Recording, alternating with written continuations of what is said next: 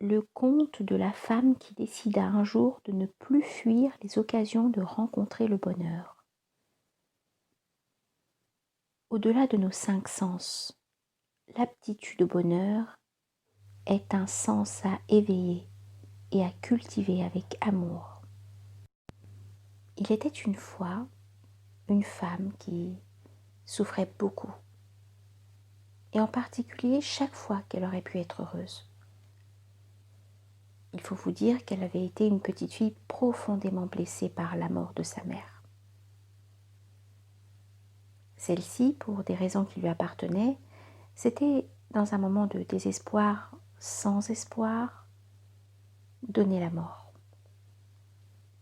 Elle avait pris trop de médicaments, mettant ainsi fin à sa vie. La mort de sa mère avait fait une violence terrible à la petite fille qui avait à peine 5 ans au moment où cet événement pénible était entré dans sa vie. Et cette violence, elle l'avait gardée. Elle la portait en elle depuis plus de 30 ans, tout au fond de son corps, dans sa tête, dans son cœur. Mais comme il y avait beaucoup de vie en elle, elle avait survécu. Ce fut une petite fille courageuse, une adolescente intrépide qui voyageait beaucoup, une femme active qui avait du caractère.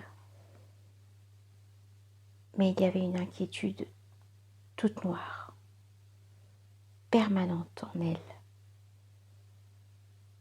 rassemblée autour de la crainte de perdre celle qu'elle aimait.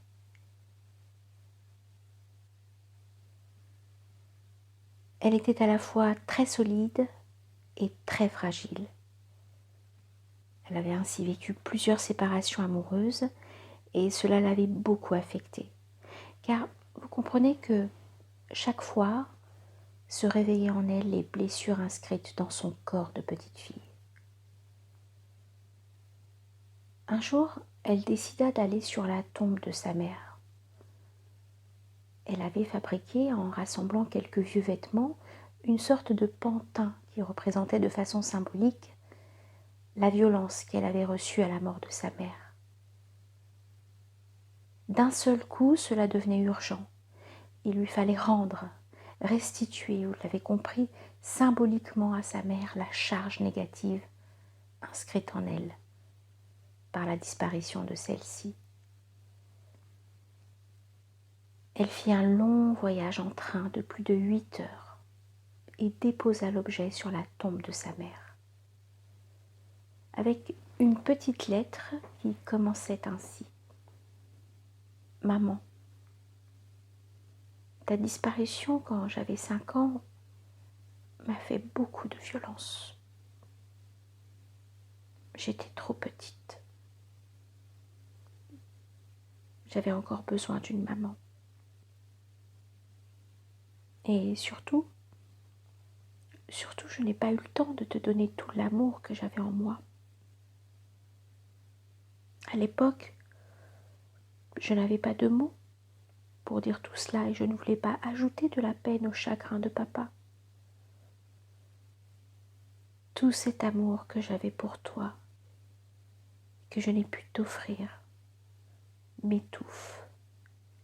Et si aujourd'hui je dépose ce pantin qui représente la violence que j'ai reçue de toi,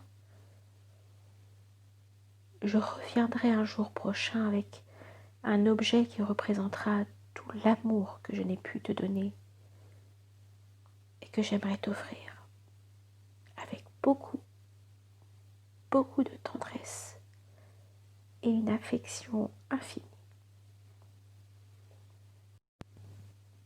Je ne sais comment se termina cette histoire.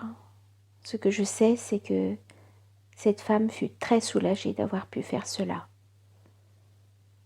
Au début, elle n'y croyait pas tout à fait. Elle éprouva un immense soulagement, se sentit plus légère. Une grande partie de ses angoisses avait disparu et une aspiration extraordinaire à oser se faire plus souvent plaisir commença à l'habiter. Comme elle était un peu attristée,